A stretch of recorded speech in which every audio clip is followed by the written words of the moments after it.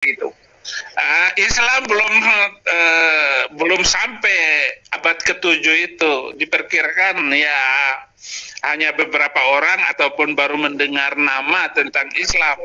Tetapi abad ke-15 Masehi barulah ramai di seluruhnya itu bahwa masuknya Islam ini ketika hilafah Islam sudah mulai menurun dan Islam itu masuk ke Aceh dengan berdagang dan dengan asimilasi antar budaya waktu itu. Ya. Tetapi kalau Islam masih berkuasa, khilafahnya itu masih tegak dan kuat, ya bukan dengan cara begitu, pasti dengan ekspansi dan kekerasan yang dilakukannya. Bagaimana disebutkan di situ? Ya ternyata Islam datang ke Nusantara ini itu bukan di abad ke-14. Awas hati-hati, bukan di abad ke-14. Awas, ini ada penyesatan yang disampaikan oleh Snokhoroi, seorang orientalis ya, yang kemudian diminta oleh orang-orang Belanda untuk belajar langsung ke Mekah, lalu menerapkan nilai-nilai keislaman yang dia pelajari. Bukan nilainya sebetulnya, bukan nilainya, tapi gambaran-gambaran keislaman dia bawa ke Aceh untuk menyesatkan masyarakat Aceh. Di antara pendapatnya mengatakan bahwa Islam itu masuk ke Nusantara di abad ke-14. Nah, Profesor Ahmad Mansur Suryanegara dalam bukunya Api Sejarah kemudian menepis dugaan itu, termasuk Buya Hamka yang menginisiasi Masjid Al-Azhar ini. Ya, beliau punya teori dan lebih condong kepada teori ini, bahwa Islam masuk ke Nusantara bukan di abad ke-14 tapi di abad yang ke-7, di awal-awal bahkan masa keislaman. Abad ke-7. Ya. Awal masa keislaman. Masih di masa, Masya Allah, bahkan di masa Nabi SAW. Ya. Masa Nabi SAW, setelah itu masuk ke dalam masa sahabat, terutama zamannya Uthman bin Affan radhiyallahu ta'ala anhu. Di teman-teman sekalian, apa buktinya? Ternyata di awal-awal abad ke-7 ini telah ditemukan makam seseorang ya, yang berada di wilayah Baros. Baras 414 km dari kota Medan ke arah Tapanuli ke sana. Ya. Namanya Syekh Mukauddin. Syekh Mukauddin ini ditemukan di situ ya, bertuliskan lisannya berbahasa Arab dan dia muslim. Beliau muslim. Jadi sejak awal abad ke-7 ya kan, Islam sudah masuk ke Nusantara. Kemudian terjadi penyebaran sampai perkembangan Islamnya menghasilkan kerajaan Islam. Kerajaan Islam itulah yang masuk di abad ke-14. Jadi bukan Islamnya baru masuk, sudah jadi kerajaan. Di Samudra Pasai itu, ya Samudra Pasai, Masya Allah, itu sudah muncul ya di wilayah Sumatera. Ya, pernah dengar kalimat ini, Bapak Ibu sekalian? Kerajaan Majapahit adalah kerajaan pertama yang ada di Nusantara, yang hebat, yang megah dan sebagainya. Ya, maaf, setelah itu datang Islam, kemudian meruntuhkan kerajaan Majapahit, maju Islam. Itu penyesatan yang luar biasa. Majapahit baru berdiri tahun 1295.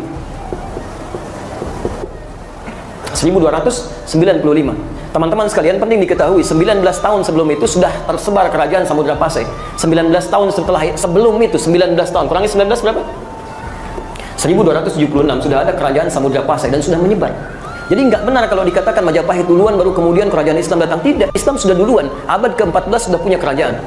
Snokhoroi mengatakan Islam masuk ke Nusantara abad ke-14. Bagaimana mungkin orang masuk ke Nusantara langsung bikin kerajaan? Orang Sumatera pada kemana? Ya, jadi ketika masuk tersebar abad ke-7, kemudian mengembangkan keislamannya sampai jadi kerajaan abad ke-14. Yang paling menarik, yang jadi pertanyaan teman-teman sekalian, pertama, abad ke-7 itu kan kisaran tahun 600 sekian kan? Baik, Nabi lahir 571 Masehi. 571. Masya Allah. Usia 63 tahun. Kurang lebih 4, 3, 1. Baik, 634 Hijrah. Masih abad ke-7? Masih abad ke-7. Setelah beliau wafat diteruskan ya oleh Abu Bakar, oleh Umar, oleh Uthman radhiyallahu taala anhum jami'an. Ada ekspedisi, masih di abad ke-7 juga. Jadi sesungguhnya Islam masuk ke Nusantara ini masih di awal-awal masa kehidupan Nabi sallallahu alaihi wasallam dan masa awal sahabat, abad ke-7. Teruskan dulu. Nah, Islam apa yang dibawa oleh para sahabat ini sampai datang ke Nusantara dan menyebarkan sampai sekarang ada? Saya teruskan dulu. Ternyata Masya Allah, bukan yang jauh-jauh. Mereka membawa petunjuk Nabi sallallahu alaihi wasallam. Mereka ajarkan Quran. Mereka ajarkan petunjuk penjelasan hadis. Sehingga ketika Islam mulai menyebar, saya agak sedikit cepat ya karena waktunya mau habis. Ketika Islam mulai menyebar bukan cuma di Sumatera, bahkan ya ada mulai di Jawa sampai bahkan ke ujung Papua, sampai ada di wilayah disebut dengan Maluku. Maluku itu dari kata muluk asalnya. Muluk dari bahasa Arab. Ya, Malik jamaknya muluk, raja-raja. Karena di sana banyak kerajaan-kerajaan Islam pada waktu itu. Ada Ternate, Tidore, Bacan, macam-macam. Jadi muslim. Di Maluku itu muslim semuanya dulu ya. nggak ada yang lain. Ini masih muslim, teman-teman, masih muslim. Anda pernah punya uang 1.000? Yang dulu, bukan yang sekarang. Tertulis siapa di situ? Ada orang Ambon? Siapa? Kapten Patimura. Nama aslinya siapa? Thomas Matulesi. Masya Allah, kapan jadi Thomas beliau? Ya, maaf kalau disebutkan Thomas yang terbayang apa? Umumnya pasti nama non muslim. Nama aslinya bukan Thomas, Ahmad. Ahmad Lucy. Ya, Ahmad Lucy. Dan beliau seorang kiai di salah satu pesantren. Pejuang luar biasa.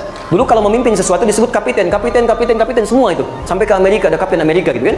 Semua kapiten. Patimura, asalnya namanya Ahmad Lucy. Entah kenapa tiba-tiba berubah jadi Thomas Matulesi. Ada yang salah di situ. Disebetulnya dari ujung timur sampai dengan dari mulai Masya Allah ya, Sabang sampai dengan Merauke itu asli muslim dari mulai abad ke-7. Maksudnya banyak wilayah-wilayah Islam yang tersebar. Hindu juga ada, ya, Hindu ada, animisme ada, kemudian dinamisme ada, Buddha juga ada. Tapi dakwah Islam sudah menggeliat di awal-awal masa ini, sudah menyebar pelan-pelan. Jelas di sini?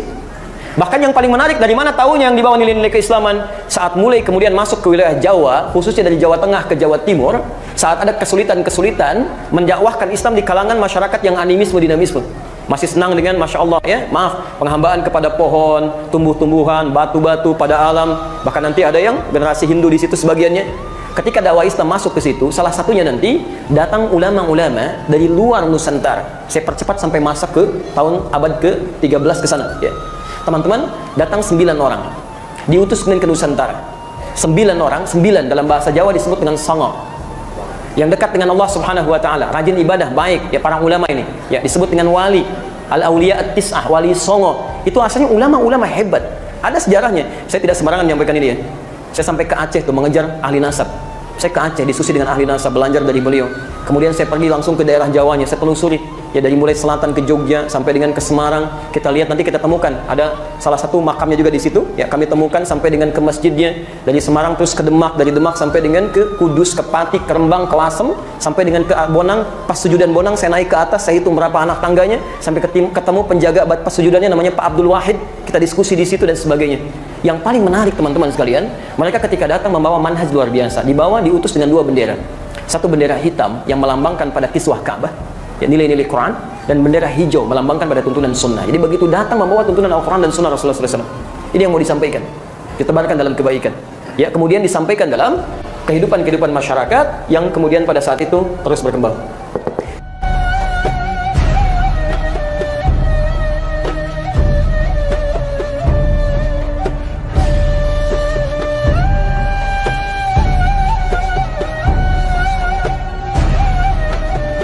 Jadi saat hidup dalam keadaan 90% muslim, ada Hindunya, ada Buddhanya, ada animismenya, ternyata merdeka Nusantara, nggak ada masalah.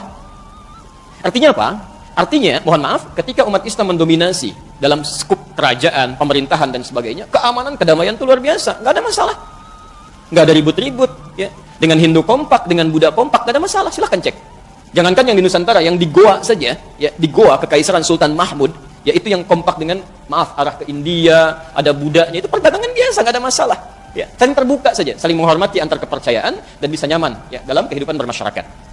Yang jadi persoalan ketika datang Portugis tahun 1511, pertanyaan pertama, jangan berhenti sampai Portugis. Ini siapa Portugis ini?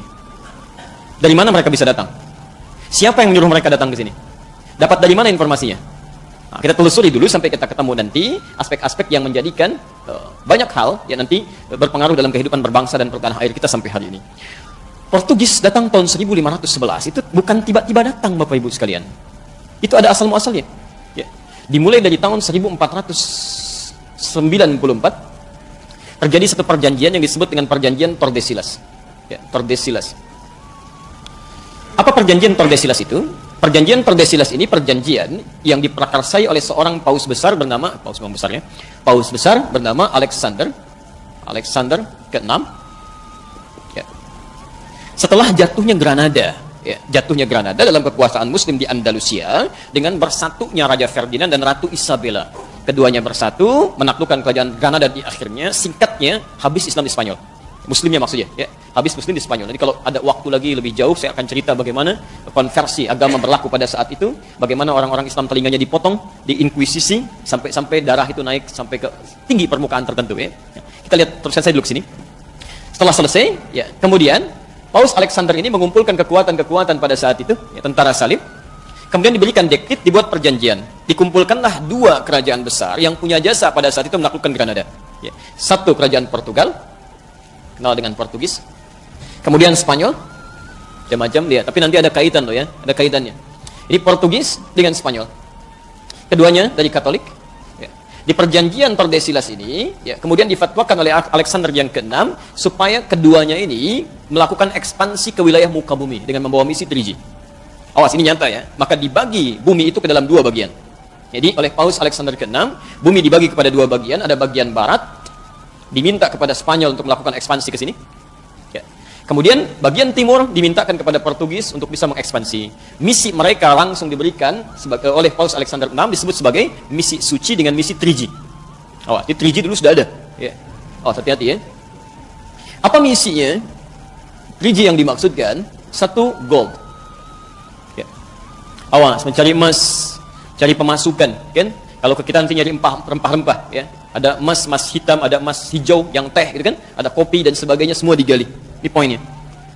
Kedua, glory. Hati-hati, dia berekspansi, menyebarkan, ya, menyebarkan ajaran, menyebarkan wilayah, ya, mencaplok dan sebagainya. Ini misinya ini, hati-hati ya. Yang ketiga, gospel. Ini gospel, membawa misi Katolik. Ya. Ini pelan-pelan, misi Katolik ini dibawa, menyebar ke seluruh dunia dengan kesepakatan perjanjian Tordesillas oleh dua kerajaan ini.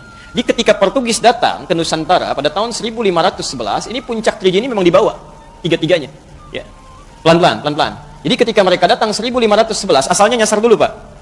Nyasar dulu ya. Dia nggak langsung ketemu sampai ke Selat Malaka, tidak. Karena mereka belum tahu bagaimana cara bernavigasi, menemukan tempat yang paling tepat ya untuk koordinatnya, ya, sampai minta bantuan nanti kepada seorang navigator muslim namanya Ahmad bin Majid. Ya.